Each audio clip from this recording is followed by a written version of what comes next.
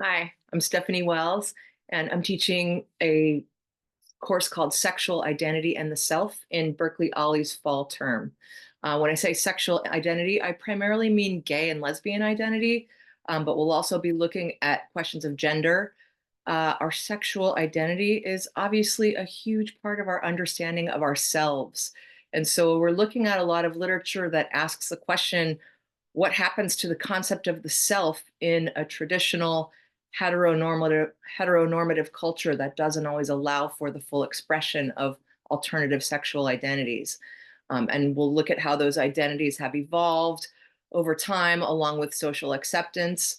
But historically, those identities have involved a lot of self-discovery, fear, questioning, joy, and ultimately sort of reframing of the self, because it really affects everything. It affects relationships with parents primarily. That's probably the first relationship that it affects for a lot of people, but also other family members, school and workplace relationships, religion, of course, national identity, I want to talk about quite a bit, and just general social status and general gender roles. And so in the course, we'll be reading a handful of novels, the great James Baldwin, of course, but also E.M. Forster, Jeanette Winterson, Ernest Hemingway, you might not have expected to find on this list, but in this novel, the sex gets a little switchy, and so it's appropriate here.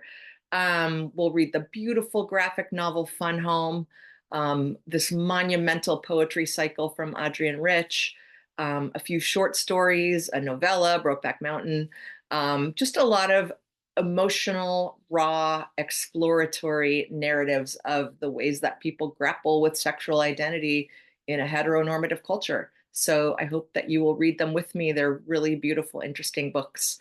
Thanks, and I hope to see you there.